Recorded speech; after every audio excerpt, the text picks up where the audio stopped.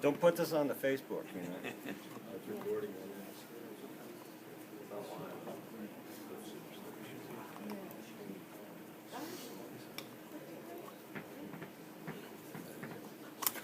Uh-oh.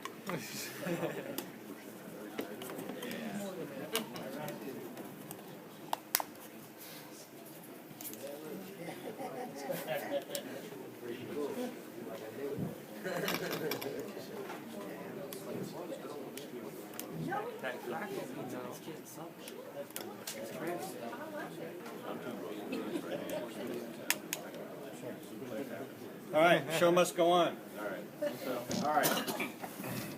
My name's Paul Waclo. I'm from York, Pennsylvania, and just honored. I want to thank Liz and everybody else for giving me the opportunity, because I am absolutely blown away to be able to speak to all of you. And I am still a new carver. I've only been carving for 3 years. But anyway, welcome to 2017 Ridgeway Rendezvous.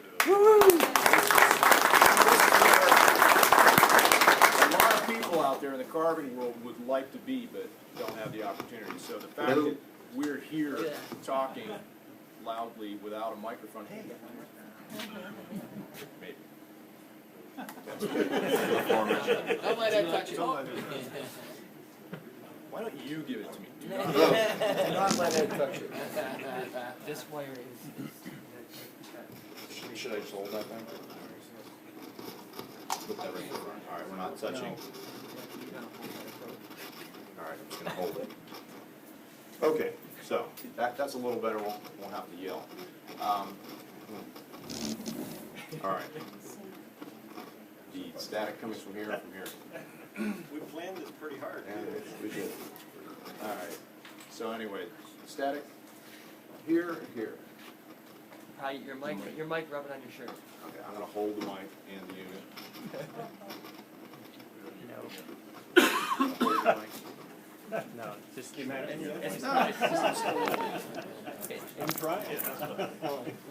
This part here. Okay. That's it. Hello? Okay. Yeah, that keeps away from white line. All right. Welcome to Ridgeway. So welcome to Ridgeway.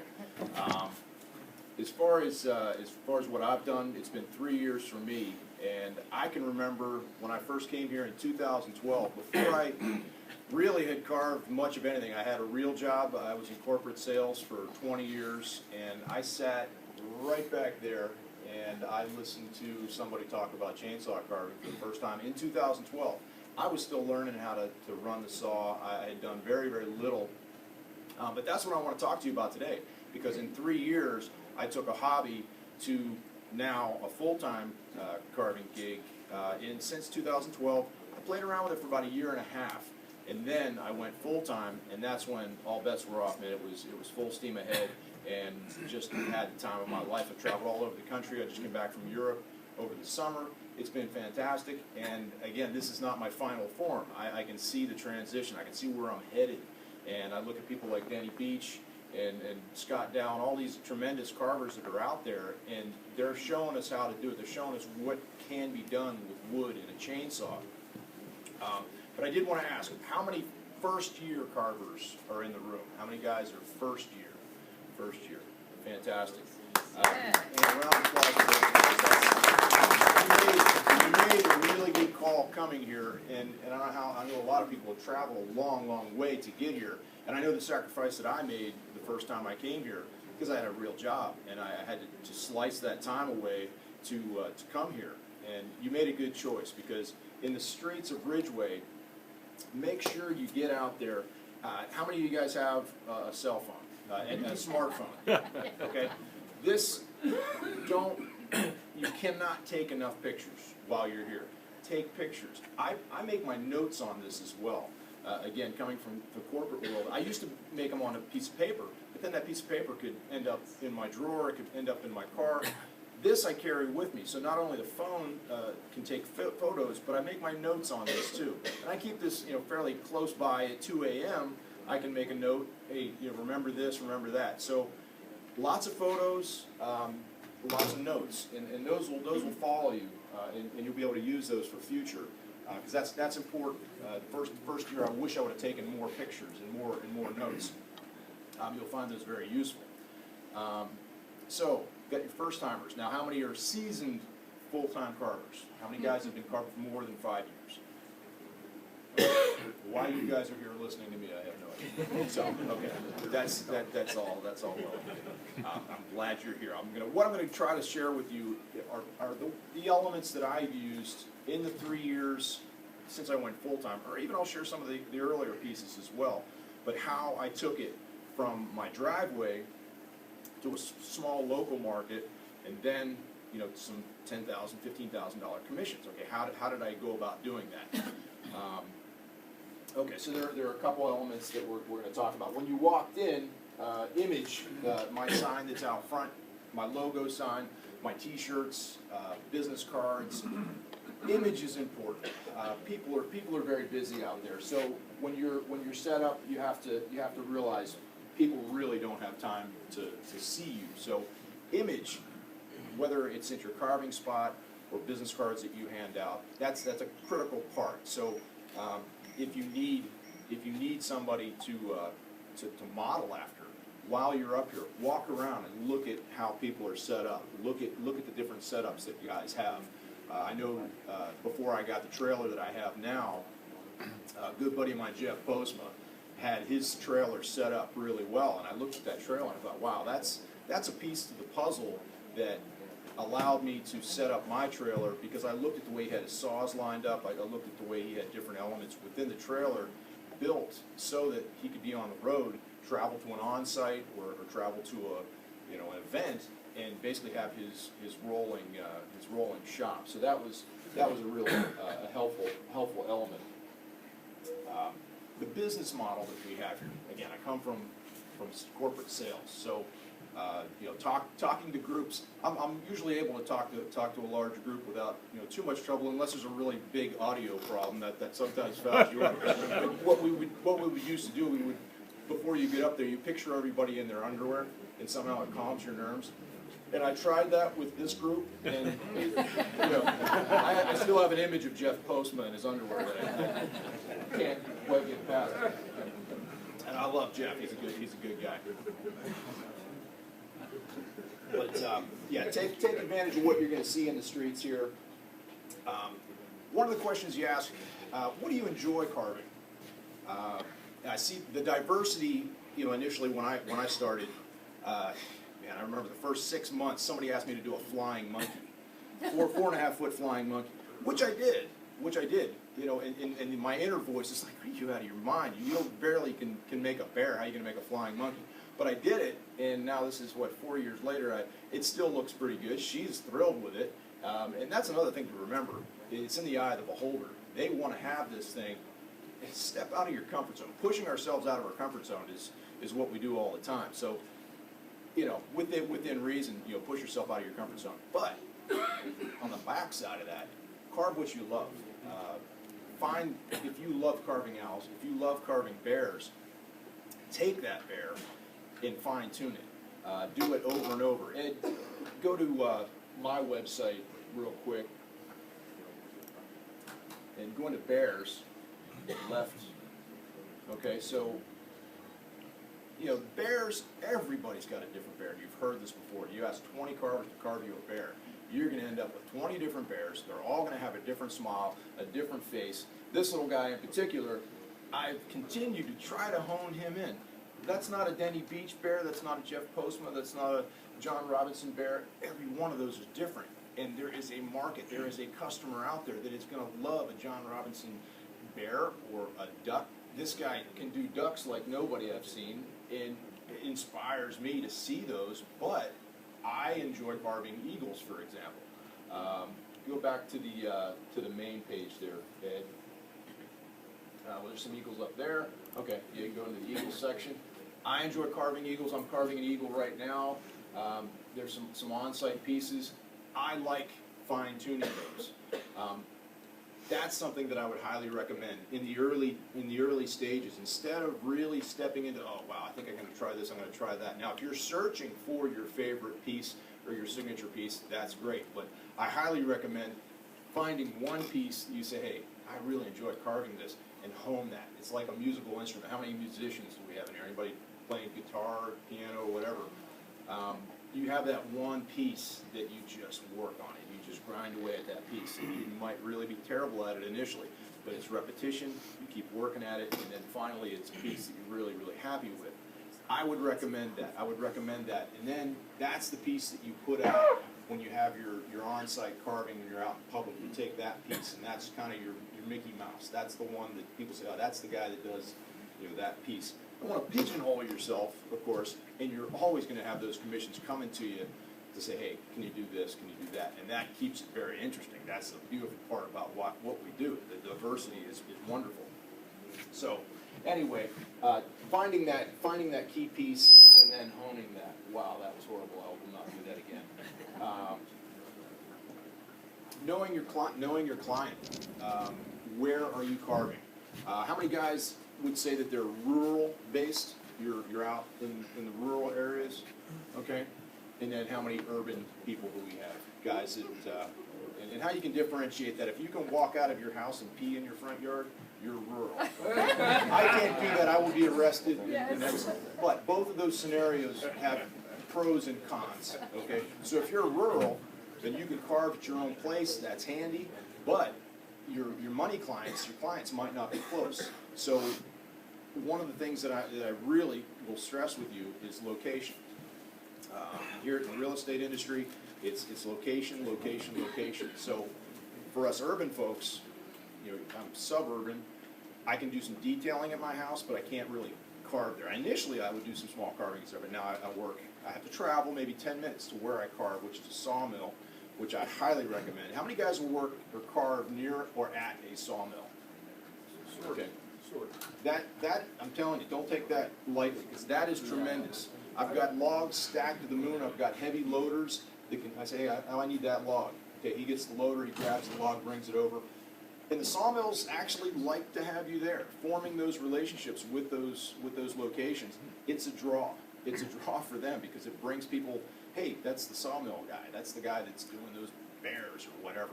So, and we're going to talk about that a little bit too, about how to form relationships with local markets, local businesses that might be interested in what you're doing. So, working at or near a sawmill is a real benefit.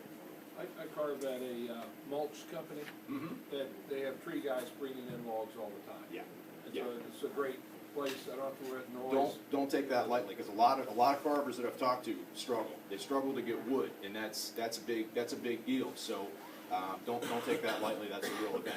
And I will ask. I'm gonna run for like a half an hour, and then we're gonna do some technical stuff with my buddy Nick, and then we'll take questions and answers after that. So we'll try to keep this thing flowing pretty quick. I've got a lot of information I got to try to stuff into this segment. But okay, so location. The local market. That was one of the first things that I did, and it was kind of out of happenstance or whatever. I do have a sales and marketing background, so I understood sales, understand imagery, the signs that I have out there, T-shirts, logos.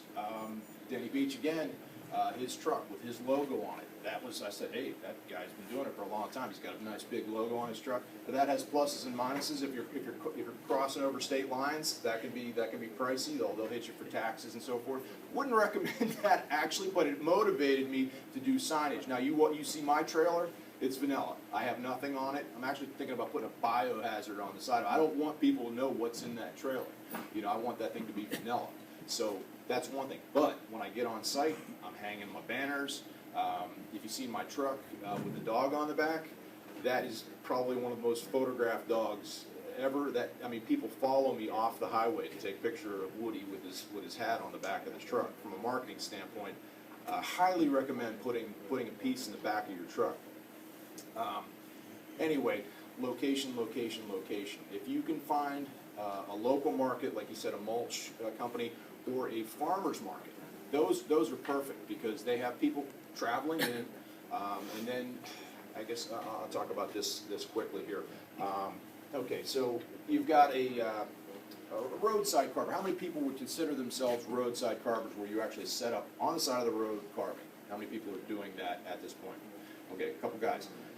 Elements there, that I guess you call that a sandwich sign. You can call that a lot of different things. The thing that I have out front. That is just drawing attention to yourself. You're out there, you might have pieces out, but people are driving, they're on the cell phone, they're texting, a lot of things distracting them. So they're coming by, if you're on a road that, you know, the speed limit might be 35 or 40, they're coming by, you literally have a second or two to capture their attention. So a sign like that, a vertical sign of some sort, when you're displaying your pieces, I highly recommend getting them up off the ground so there's a visual contact. And again, keeping that saw running while you're out is really great too. Again, getting off topic, I want to stay on location. So, just talking about a roadside situation. For example, this sort of scenario here, where you have the business location is here, and I'm drawing where I'm at right now. You've got a roadway here. You want to get a sign that's reasonable size here, or possibly here. So they have a minute to see the sign and then digest the fact that they want to sell this chainsaw carver, let's go in and see, or this is the business sign might be here. So they've got a second to see the sign, make the decision to pull in, and do that safely. I've done it many times in Baltimore, Maryland, where it's what is it, Cockeysville, and I was set up out in front of a steel dealer, and cars are going by. People are making U-turns in the middle of traffic because there's a guy back there, you know, with a chainsaw that they have to see. So give them that opportunity to see the sign and then turn in. So I have my sign out here, and then I usually set up my carving area over here. How this relationship started, initially, location, location, location. If you're rural, you have to get where the money is, because chances are the money is not out where your beautiful house with the beautiful trees and the beautiful mountains are. So if you're trying to sell stuff out in front of your home where you live in the beautiful country, you're going to struggle. So finding out where the metropolitan area is, the nearest hub, where the money is, and there's a lot of ways to calculate that, but I look at cars, I look at homes, so and where's the larger stores? You know, where are people spending money? Where are they going to spend that money? That's where you want to be. This industry for you guys, you pretty much your weekends are going to be gone for a little while, maybe a year or so. If you're trying to get this thing up on the rails and you want to get yourself to be making money, you dedicate your Friday, Saturday, Sunday, or one or two or a multiple of those days, because that's where I make my money. That's where I draw my customers in. That's where it is. That's, you know, kind of the dedication that you have to build this business. You find that location, create a relationship with this guy, for example, that I work. One of the places that's close to my home is a country market, and it's close enough to, in my case, Baltimore, Philadelphia, Harrisburg's another fairly big city, and the cars that come in there are nice. People have discretionary income. They are able to spend that money. If you're trying to sell your work to people that don't have the money, unfortunately, you're going to get into these negotiations. People are going to try to talk you down, and you're going to end up giving stuff away. And people that know me will tell you, I will bust your balls all day long if you're giving stuff away. Don't do it. Take the time, move your pieces to where the money is, and attract attention where people have the discretionary income that's worthy of your work. Don't give it away. That's something that took me a little while to figure out early on, because my confidence wasn't there in my pieces, and it took a little while for my pieces to get where I am today. And again, this is not the final form. I know I've still got a long way to go in the 3 years since I've gone professional, but yet still, and that's a beautiful part about this business. Again, from a business model, being in corporate sales, you were pushing the product and you were selling, and you had to sell people on that work. I don't sell my carvings. I don't convince this guy that he's got to buy this dog. That's not at all the business model we have. The business model we have is you take a guy that's got a chainsaw and some talent, you walk out into the woods, you come back out of the woods in a fairly short time with something you can exchange for a stack of cash. Now, how large that stack of cash is how talented you are, okay? That's a beautiful concept. That's a beautiful concept. With a chainsaw and some talent, you can create stacks of cash.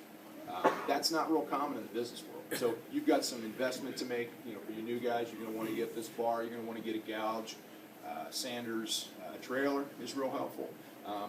Those initial elements, you know, building that catalog of pieces, try not to overdo it initially. I would usually, when I first started, if I would make a certain dollar amount on a bear, I would put some of that money aside and say, okay, that's dedicated for the new bar that I want, or the new chains, and just slowly build that. And it takes a little bit of time, but the first year and a half, I didn't even know what a dime tip was. You know, I didn't know that stuff existed. So I was carving initial pieces with just I don't want to tell you what brands I was using. It was bad. I mean, I was using just what I could get. And you go to the hardware store and you pick up what you can get, and you do with it what you can. So, okay, that's getting off the track a little bit again. Location, location, location. So you want to form a relationship with this business owner, and you want to share the elements of mutual benefit. Okay, he's going to say, well, why am I going to want you out in my parking lot, you know, making noise and so forth? You do have to have, again, somewhat of a business sense. And how many people here have what they would consider a little bit of sales experience? Anybody? Anybody? A couple salespeople. We are salespeople in this business. We are marketing a product. We're the product. These pieces that we do are part of that, but you are the product. You're going to go in there and you do have to sell not only yourself, but what benefit your activity at his location is going to bring to him. Okay, so he wants to know, okay, what are you going to do for me? There's so many times when people are paid, obviously, for an appearance, so you have to keep that in the back of your mind. Now, I have a relationship with this particular market. There's no money exchanged. It's a mutual beneficial situation. I draw customers in for him. I make money. I build my clientele list. It's mutual beneficial. So think about that. And if you know somebody that owns a piece of property on the side of the road, that's great. But again, that traffic that's coming in may or may not be there. So if you have a location that's got nice cars, it's got people flowing through it, landscaping company, country market, you know, something similar, okay, thinking, okay, they might be people that would be interested in your work. That's handy, but that's not a necessity. Steel dealers or chainsaw of any sort, hardware stores, those are potential people to look at. Step in, get a business card, and drop it with the person of interest, somebody that you think would make that sort of decision. The owner, obviously, the person you want to talk to. But having that image collected already. How many people would say that they have an image or a logo at this point for their business? A couple hands. Okay, good. That's something to think about. That's something to think about for the rest of you. It's not too difficult to find somebody to put a business card together for you. Something even fairly simple. A logo is great, not a necessity. I feel pictures speak 1,000 words. I mean, this is essentially my business card, but that's what I used initially. You can see how busted up that thing is. I've had that from probably the first week or two, but I put that together through Vistaprint. Vistaprint actually helps you build an image. Nick and I will tell you, when we sat on the phone with this lady, she actually walked us through, when we did his business, the whole procedure. I mean, they would not let us off the phone. I was like, look, I think I got this from here. They won't let us do it. You know, they wanted to do it. That's Vistaprint. Okay, so if you don't have business cards, price-wise, I've talked to a lot of people. That's a really great place to go. Not only business cards, but also signage. They do signs like this. Staples is a real good place to go for signs locally. If you have a Staples, I get a fair amount of stuff done there as well. And I think they are some sort of a sister company or a parent company with Vistaprint, but it's cheaper to go directly to Vistaprint. So that's something to think about there. Okay, so signage, logo, relationship to the local market.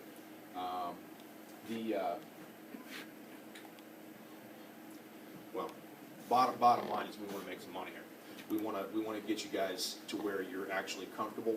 I know when I first started, I came from corporate, and I wanted to build my carving up to the point where I was making the same money. That took a little bit of time, but if you can get yourself to the point where dollars are flowing, it becomes very, very fun. I know when I was doing it simultaneously.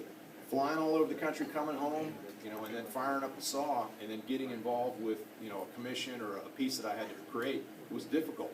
But it's something that I love, and I really, after I sat back there and saw my first Rendezvous seminar, it just really struck me. And you really have to think about how this has struck you. If this is something that's a passion, and I would consider it a passion. How many people would share that, though? Is this a passion for you? Is this something that burns? That you think about when you go to bed, you think about it when you wake up.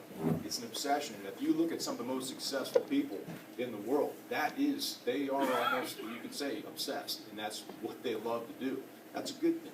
That's a good thing. If you're really trying to peddle this thing and really trying to work it too hard, and it's a job, yeah, it's something to think about. Something to think about. But if it burns inside you and it's something that you really love to do, this is your life. I used to say that about my old job. That's what I did for a living. It's what I dedicated my life to. Now this is what I do for a living. It's what I've dedicated my life to. It's what I think about. It's very enjoyable when you get yourself to that stage. But the transition from full-time job, real job, transitioning over to now working my own business as a carver, what a great change. Gears turned in my head. I folded over to a whole new level of imagination. The wheels were now turning for me instead of making money for somebody else. I was making money for me. So now my brain was working on a different level. So what I'm sharing with you today, hopefully some little bit or piece you're going to be able to grab and apply to your own business and say, okay, that's going to work. That's going to work for me. Some of the other stuff you might already know, or it's not going to work for you. But if I can show you a couple pieces of the puzzle to put together to get you to where you're self-sufficient, you're making money, you got a nice vehicle, you can buy a saw here, get to where you can take a week off. That's a beautiful thing too. There's many times where I'll take months and work to a point, and then take 3 or 4 weeks off. That's a beautiful thing, and that's a very fun thing, and very, very achievable within this sort of lifestyle. You know, we can call it sport, you can call it a business, lifestyle. This is really a lifestyle, and it's a wonderful thing to be able to do something you love. You know, the old term, and this is kind of my mantra: find something you love, figure out a way to get paid to do it, and you don't work. You really don't. It's not work. You might be covered in sawdust and sweaty or freezing your butt off out there, but it's your show, and it's something that you enjoy, so it's not work anymore. So that's an important point. And it really is what drives me so many times when it's really cold out or really hot out. I remember, hey, this is what I love to do. And you see people working in an office, or you know they're working in a factory or under a truck, putting tires on or whatever. That's work. That's work. Now we're out here swinging big saws and climbing scaffold and everything else, and people think, man, that guy's really working hard. He's got a big smile on his face though for some reason. What the hell's going on with that? So that's a big key difference. That's a big key difference. Okay, time management. That's another thing that comes from my world of sales. Plan your day ahead. Plan it the night before. When you get out there in the morning and you're sharpening saws till 10:30, you haven't fired the saw up yet. You're burning daylight. Plan your day the day before. That's I think, man, everybody knows that. Well, no, you got to think about that. Time management is really, really critical. I know I certainly can burn a day very quickly if I haven't properly prepared for that day. So saw maintenance, we're going to talk about technical stuff here in a little bit, but that's key. But there's a time for that.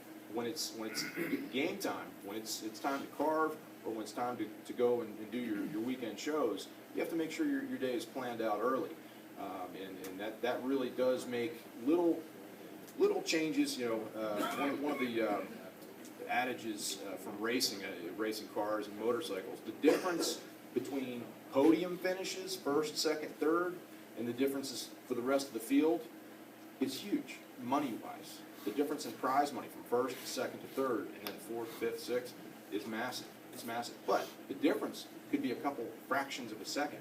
You know, they all come screaming across the line at the end, but the guys that come in on the podium are the guys that are, you know, flying home in a chopper. The other guys, you know, are not making that kind of money. They're probably out there having fun. You know, just, and again, the analogy with us, a lot of carvers are just out there to have fun, and that's cool. But if you're out here to make money, and that's really what I want to share with you, I want to help you make a couple more dollars, and if I can help you do that, then this is going to really be beneficial, and I hope you can find that benefit. But those little changes, those little elements, a logo or time management, or those little elements can make a big difference dollar-wise. In detail, small details in eagles or dogs, the face that you have on that character. The window to the soul is the eyes. You guys have heard that before many times. When you're dialing that bear in, I've seen some just gorgeous bears that have these beautiful faces. And then I see bears that are more rudimentary. And if that's your gig, that's what you want to do with a bear, and that's your style, that's great. But I will tell you, the bears, one of my favorite things to hear a client say when they walk up, oh, look at that. The women look at it and they say, oh, that is the awe factor. But when they say that, they're reaching for a wallet, because and then they have an emotional attachment. They're looking at that product going, oh, that's really, really cute. That's how I sell. That's how I do from something. And that reaction can be to any number of different products. But when you reach them on an emotional level with some element, some small little element, and I will say it's the eyes, whether it's a realistic character or a spirit face or a fanciful element, if it reaches them on that level. And I will say this too about how you display items, how your pieces look from a distance, for example. And I don't want to get too much into carving and style, because that's not really what I'm here to talk about. But visually, when you look at something from 20 feet, you look at something from 20 inches, there are different aspects of that. Personally, I think something should make sense from 20 feet and draw that customer in closer. It's something to think about, because your customers are out there. You want to bring them in here, again, from a marketing standpoint. You want to bring them, draw them in closer to your work. And that's something to think about. Photos, by the way, when I talk about taking photos here, take a ton of photos. Take them home and review and look at everybody else's work. Look at different carvers' work and say, hey, I like the way that guy set up his booth, for example, or I like the way that particular character looked. Reproducing different pieces, going online with Facebook. How many people are on Facebook? How many people use Facebook? All right, that's a good number. I just learned about Facebook not too long ago, probably 2 years ago, and it's a big element. Websites. How many people would have a website? Okay. Not quite as many hands. That's key. This and go to my website. Okay, that's Facebook. This is pull back a little bit and get the logo. The One in One. One in One is the company that I use for my website. I'm not a technical person. I'm not a computer guy at all. This is what we would call plug and play. So pull out from this. Show the page. Again, pictures speak 1,000 words. I don't want to pick anybody out, but from engineering back in the day, you'd expect the website to have a lot of text, bodies of paragraphs, a lot of words. On my website, you're going to see there's not a lot of words. There's not a lot of text, but a lot of pictures. If you draw it down, and don't worry about it, why that's not coming up. But it's pictures. There's a lot of different pictures on there. That's eye candy. They speak 1,000 words. So when somebody sees elements on there that are attractive to them, they're going to say, okay, I like that. So take a lot of photos. And this is really easy to pop up. I take a photo and I can upload it in a couple seconds onto this website. You don't need a web designer. You don't need somebody that's a professional to do this. I can do it. It's not difficult to do. Back to the main page. Go back home. Try to refresh that and see what happens. Upper left. Green. Green.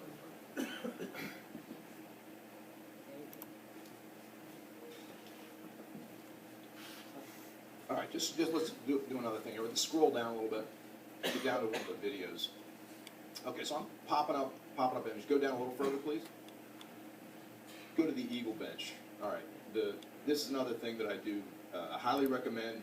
If you don't know how to use a GoPro, it's a good thing to try to do. And I will tell you, I've gained a lot of customers by people that have reviewed my website, and they've sat in a boardroom and gone through my website and watched these videos. Now, I did this video from this commission, and essentially I'm talking here a little bit. I set the camera up, and this was these were 5-foot diameter oaks, and I made a bench out of this. So while this is running, I'll just talk a little bit about it. But basically, what this vehicle here is showing a customer how to take a tree. You know, you're watching the whole process here. The camera, the GoPro camera is taking a picture, I think, every 30 seconds maybe. So the whole process, you know, the whole video is 2 minutes and 40 seconds. But in that 2 minutes and 40 seconds, you're going to see the whole thing kind of evolve. And this is how I taught myself. I watched YouTube videos. There was an early YouTube video that I watched. I don't know who the carver was, but I must have watched that guy carve an eagle 50 times. That's how I learned. So not only is this helpful for the customer to say, okay, well, this guy can swing a chainsaw, and it looks like he knows what he's doing, but also it's pretty helpful for other carvers to say, okay, well, that's interesting how he blocked that out and how he made that happen, use of scaffolding and all that sort of thing. So if you have the ability to do it, it's also helpful to review your own work. When I go back and I look at how I did this, I critique myself and go, wow, I could have done that different. I could have lopped that off. You see how high that scaffolding is, by the way. I lopped one of those big pieces off of that tree. It hit the scaffold, and I rode the thing down to the ground with a 661 in my hand.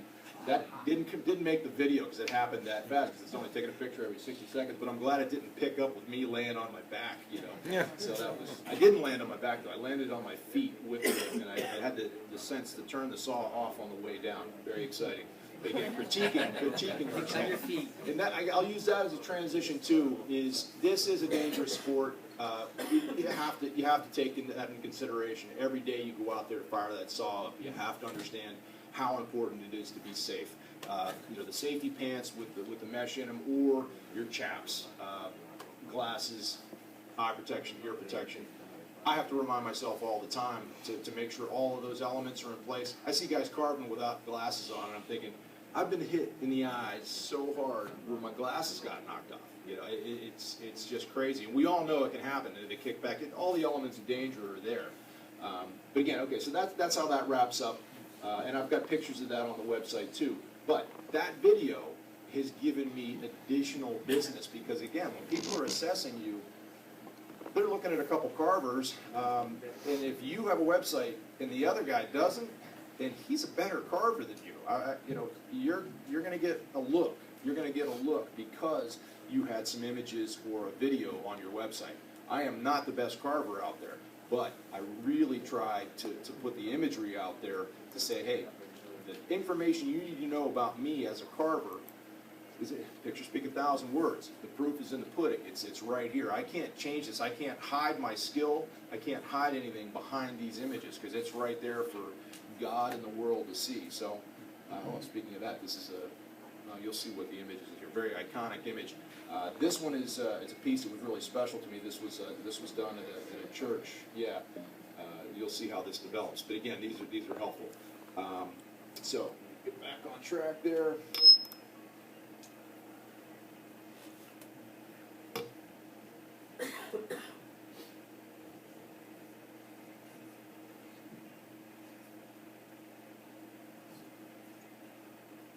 Is that all the bigger saw you have? Yeah. So I don't have quite as many as Denny has. Ed was eavesdropping on me yesterday. And Ed is our audio-visual mastermind here. And he was observing how I was interacting with the customers. And I will say this, early on, when I was doing my weekend carving spots, I would just carve. And I would have my head down, and I'm carving, and I'm not minding my customer base. And the customers are there, just remind all of you, you're there to carve, but also you're there to make money, you're there to sell. So remind yourself to glance up and make eye contact with these people. I can give you many examples where I didn't put the saw down. I thought, man, I'm going to finish this eagle, I'm going to finish this bear, I'm here to carve. And the person that was there went away and came back maybe 2 weeks later and ordered a $2,000 piece. But I didn't think to stop, put the saw down, and say, hey, how you doing? Where are you from?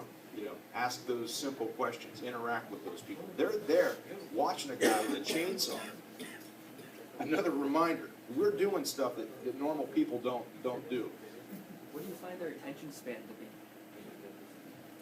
I will tell you, from here, I do a lot more talking than I do carving, and that's just here. My weekend shows, again, I do a lot more carving than I do a lot more talking than I do carving. But that's a good thing, because I'm interacting, I'm talking to customers. They want to know about this person covered with sawdust, swinging a chainsaw, grinding their way through a bear or an eagle. You are a unique element of nature. We do it all day long. We forget. People are amazed at what we do, and it is a very interesting thing. And they want to know your story. I'll take a piece from Tim Clock, I guess a couple of years back. That's what he talked about, and it really struck me. You have to remember, you're a unique element in this world. People don't see people chainsaw carving. It's unusual, and if you find the right aspect, the location, you're going to have traffic coming through there. People are fascinated. Small kids are fascinated. Everybody seems, not everybody. And where I am, I'm always fascinated by watching the cars come through. And you'll see the people that just drive right by you. They walk right by you. They don't even see what you're doing. But then the other people, you see them come in, and you can see the whites of their eyes. They're just fascinated. They're totally amazed. And they park the car. They make eye contact with that one piece, and they just beeline it right to that one piece. And I'm thinking, okay, this is gonna be good. So while you're out, while you're doing your weekend shows, be mindful of those clients that are walking around. Tell your story. It's an important element. We forget how unique we are. So just remind yourself that you are. Do you find a particular ratio, like carve 15, talk 10 to 15? No, it's very fluid. It's very fluid. Just keeping an eye, carve and glance around. And what I usually do, I try to just step back from the piece, saws down, glance around, turn it off. Now you've got audio potential. You can hear them. Hey, excuse me, that sort of thing. But eye contact is 90% of communication is physical. So they really don't even need to say anything. They'll nod or whatever. But be mindful of that, because that is the key, the buying keys. And spend an hour on that. All the buying keys, all the signals that people will give you that they want to buy this piece. I had a guy yesterday. Must have come back four times looking at one piece, and he was comparing with another one that he saw, and it's a real challenge because there's so many of us out there. So it cracks me up, and they're making decisions. They're spending a couple $100, so they're going to look at a lot of different pieces. But like I said, I'm not selling anybody a dog. I don't sell anybody my pieces.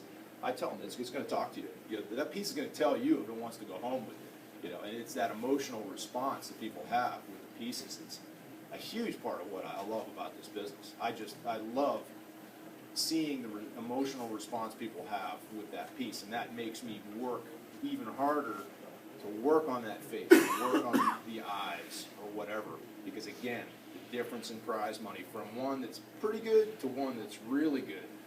And where I'm at now, 3 years in, where am I going to be 5 years? Where am I going to be 10 years down the road? I want to really continue to develop those elements to where I'm really happy with it. It's an adventure and a journey that I'm happy to say that we're all on. Speaking about the vehicles, how many people have a pickup truck? Lots of guys. How many people drive around with that pickup truck with nothing in the back? Don't do that. Don't do that. We have all these pieces sitting around. The money that you're leaving on the table, driving your pickup truck around with nothing in the back, just put something back there. I have my dog, and he's attached permanently. Like I said, people follow me off the road to take pictures of that dog. I was out in Jackson Hole, Wyoming for a little while, and everybody out, literally 80% of the people out there have a pickup truck. But they have at least one dog in the back of that pickup truck, and it was a ride. I pull up to a stoplight, and their dogs are barking at my dog, and my dog's not doing anything. These dogs are confused. It was just funny. I'd stop in a parking lot, the dogs jump up on the back, and they're sniffing them and all that. Just fun. That's fun. And that's another key piece here. I love making people smile. That's a big part of what I do. This is a contribution to the world that we live in a world that needs more art, it needs more smiles, and that's why I do a lot of this stuff. So it's fun to me to contribute to that. So, and again, that's what we do. This is our life. Find something that makes you happy. Find that element that makes you happy. following. Find somebody to be a mentor. Find somebody that really catches your attention as, hey, that guy's really done it well. Anybody heard of Tony Robbins, public speaker? Guy's tremendous in the sales world. You know, we all look at him as a guy that's really motivated and changed people's lives. And what he says is you find somebody that's doing it the way you think it should be done. Take bits and pieces. And don't try to reinvent the wheel. Take an element of this guy, an element of that guy. I was at dinner last night at Jordan's, and I was sitting with Scott Dow and Ken Packey. And to compare that to somebody on the street, that's like a guy sitting with Michael Jordan and Terry Bradshaw. Okay? That's like going to a fantasy camp. Man, I'm taking notes, I'm asking questions, they're drawing diagrams, and you know, it was fun. It was fun. But I walked away with that from you know, an hour for dinner. I walked away with a lot of information.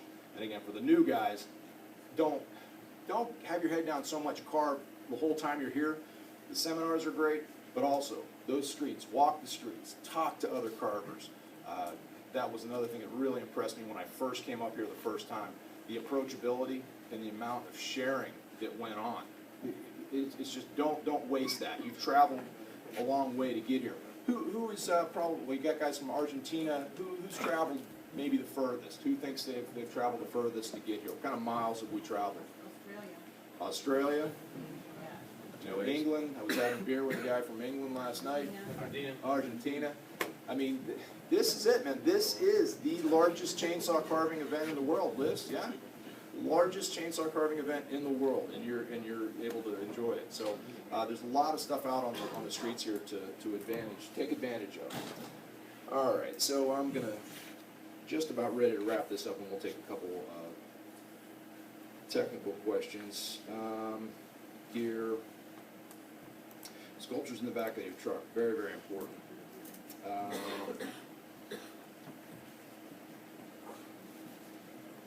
Anybody have any questions at this point? Just if I have a minute here, I'll answer any questions at this point, and then we're going to get into some technical stuff. All about was getting stopped with your bulb in the back of the truck by the cop.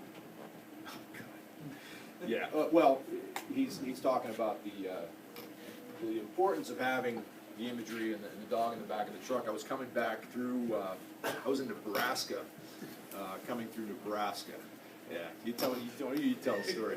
So I've driven through the night, 8 hours in, and I've got my big box trailer in the back. Can't really see behind me, but I did glance back, and I got blue lights. I got blue lights behind me. I'm thinking, great. I don't think that picture is in there. But anyway, the guy pulls me over. I pull over. I've been driving all night. He walks up beside the trailer, and stone cold, he comes up to the side of the door and starts going through the motions of being a cop, and then I realize he's a Facebook friend.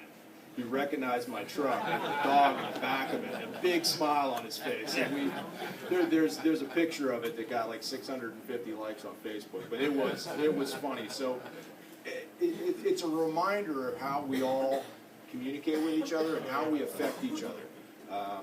Just like Scott Dow, the Denny Beach, the Ken Packey, the Jeff Postma, all these guys, we learn from each other. And you know, again, from a business world, it's not that common. It's not really that common. This environment, with all of you here learning and exchanging information from each other, it's like a college PhD that you're getting out here on the streets of Ridgeway.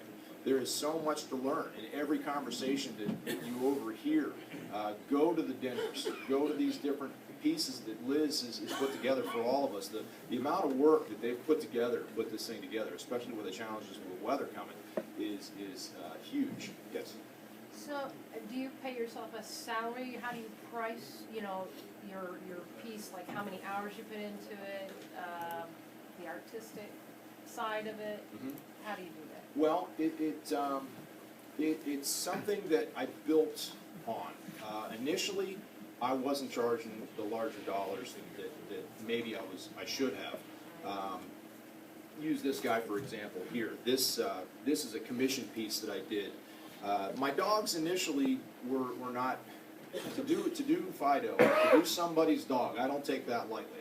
I meet the dog. I take a lot of pictures. I do drawings. I don't take it lightly. Now I've stepped up into this world. Now this is a lamination. I don't know if anybody has done this yet, but this is 6 kiln dried boards, planed, and then I glue them all up. I go through the whole process there. But this is not going to check. This is what they use to do carousel horses. That's simple property. And for doing a dog, when somebody's going to spend the money, and this is where your question originated, I think that's a good investment in my time, considerate of the money that the client is spending. Because that's not going to check. That's not going to crack. It's not going to come back in a year with a big crack down through the face and around it. That's troubling. That's troubling to me. But we all do it, and we all deal with it, and that's part of our world.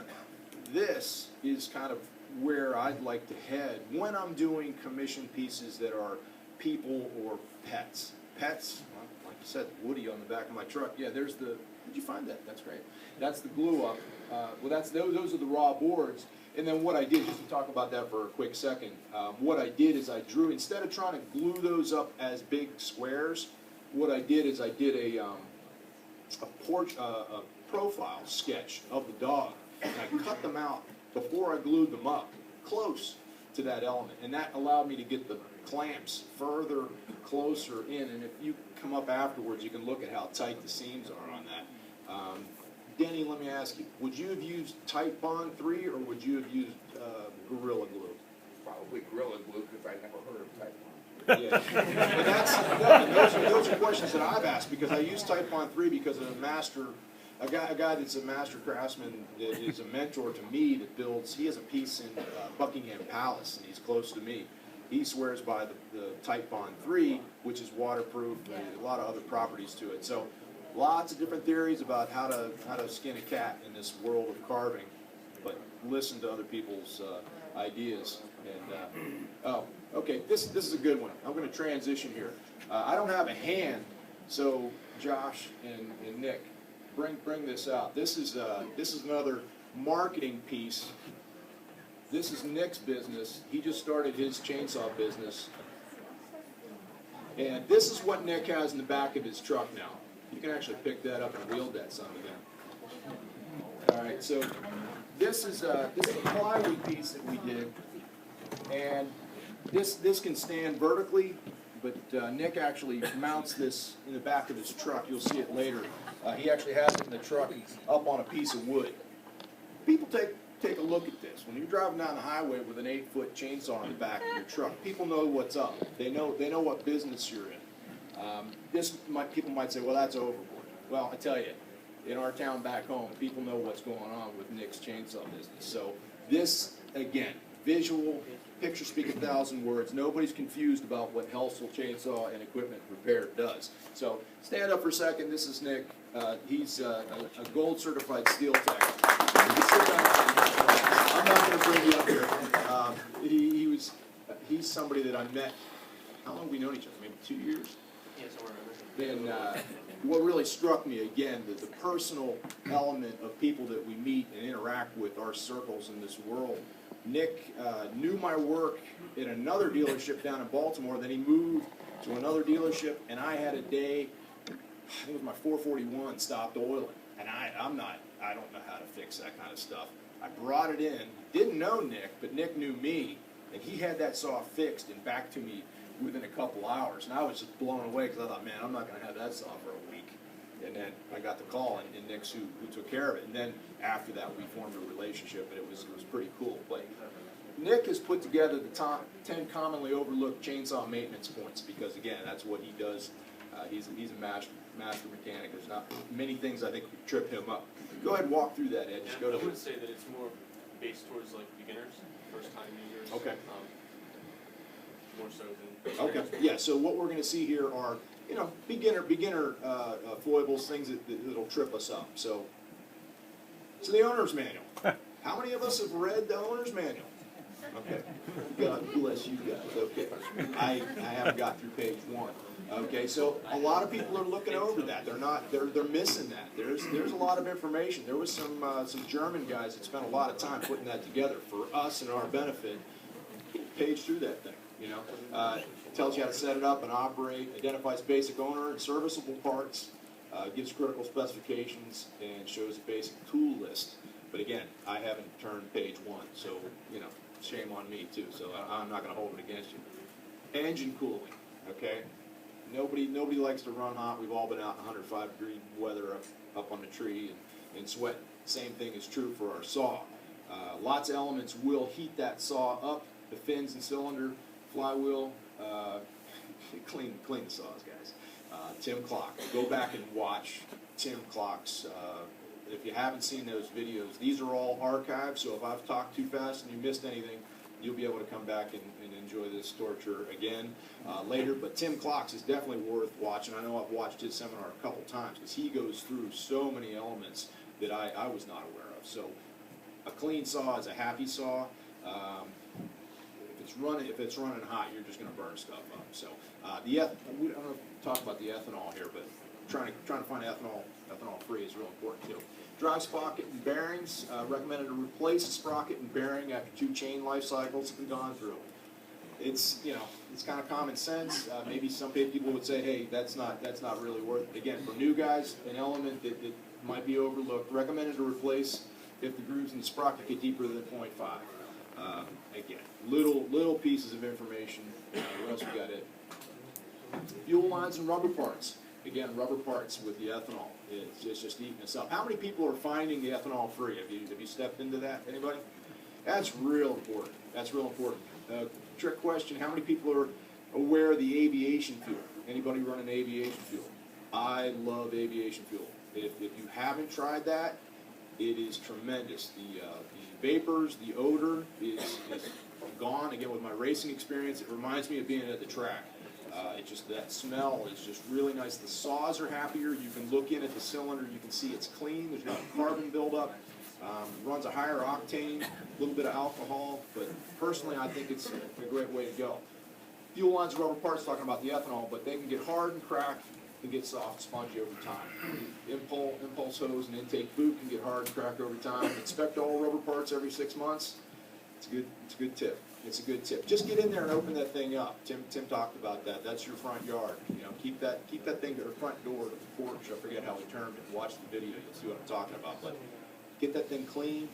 Take that cover off. It's just a little thing, but man, I've kicked myself sometimes. You take it off and it's just packed. You forgot. Man, just think of the torture that saw has been going through while that thing was packed with sawdust. So. Do yourself a favor and the saw a favor, clean it up. Same thing speaks for filters. Fuel filters should be replaced when dirty or once every year. Air filters, so many times, man. Nick will pick up one of my saws and like, dude, what are you doing? And some saws do pack more sawdust in there, but it's sucking air in, and the air is full of sawdust. So think about that. That's an easy place to forget, but it's so easy to do. It's so easy to do. But if that thing is jammed up, man, that saw is going to be gasping for air. It's going to run hot, and it's going to blow your saw up quicker. Fuel. Don't store fuel more than 3 months. Shake fuel cans and store for any time before use. You use all the fuel in the can before you add more fuel. That's a good tip. Storing chainsaw for more than 3 months. Drain fuel. Run carburetor dry fuel. Again, that debris at the bottom, stagnant fuel. It's again with that ethanol. That's a big deal. It's a big deal. That fuel is a potential problem. Recoil rope. Yep, they inspect recoil rope once monthly for wear. Checking rope also check for wear in the coil housing. Feel for any unwanted binding while pulling the recoil rope, and clean the inside of the recoil housing if required. That thing's going to tell you when it's jammed up, but keep an eye on it. Air compressor. How many guys have and use an air compressor? If you don't have that, that's a gift that keeps on giving.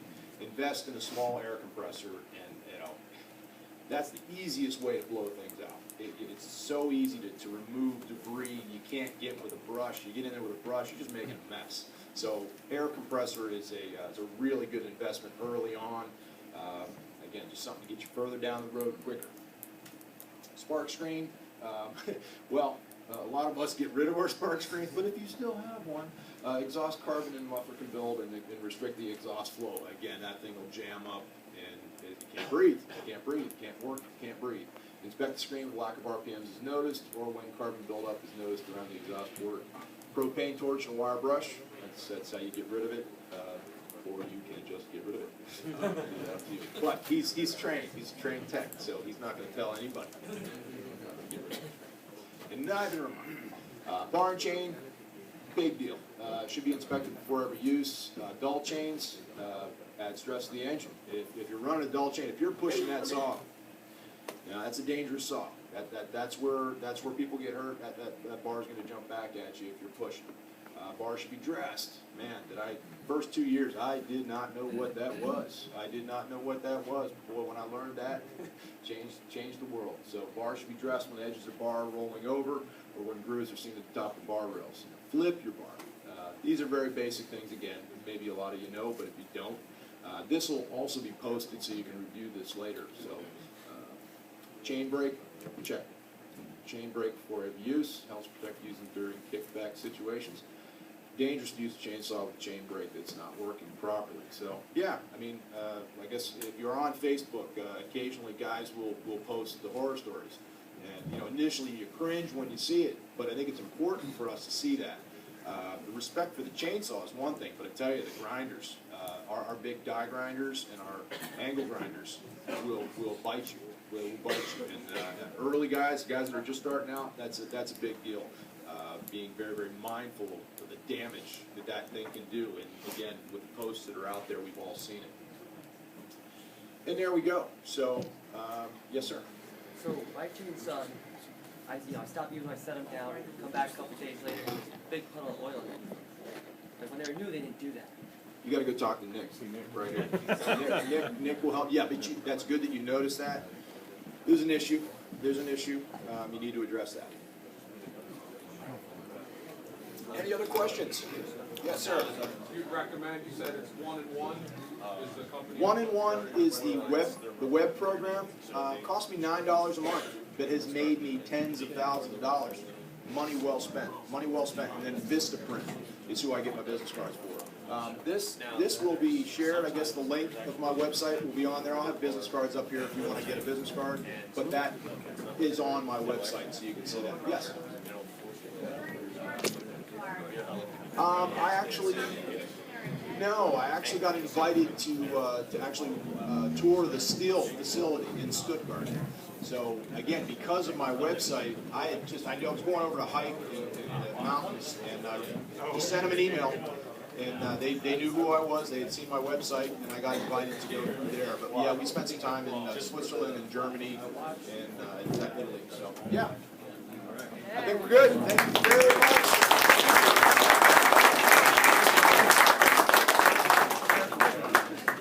All right, we're going to take about a